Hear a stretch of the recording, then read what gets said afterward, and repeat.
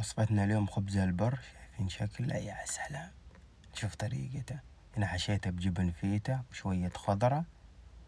للعجينة عندي كوبين دقيق يكون أسمر، ونص كوب دقيق أبيض. هنا عندنا ربع ملعقة خميرة، رشة ملح ورشة سكر، أضيفهم مع بعض. بعدها أقفل العجانة وأخلي المواد الجافة تمتزج كويس. هنا عندي ملعقتين كبيرة زيت نباتي. بصب كوب وربع موية، نفس الكوب الكبير اللي استخدمت فيه الدقيق، كوب وربع، لين أوصل للعجينة هذا قوامها. شايفين؟ دهنت يدي بشوية زيت أو دقيق عشان أقدر أشيل العجينة. شايفين هذه طراوتها؟ بنعجنها كمان شوية باليد لين نضبط عجينة بهذا الشكل.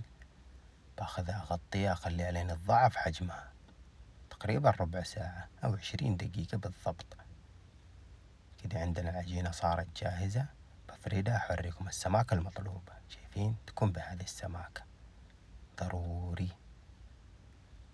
بعدها بنقطعها بهذا القالب. بعدها حشيل العجينة الزايدة، ما ترموها، عجنوها كويس باليد وارجعوا استخدموها مرة ثانية. عجنوها باليد مرة كويس. هنا عندنا الخبز صار جاهز، بنغطيه كمان 20 دقيقة. وعلى الوجه اختياري شوية حبة البركة ويانسون اللي يحب. سخنت المقلاة حرارة متوسطة، ضفت الخبز من يبدأ يطلع فقاعات.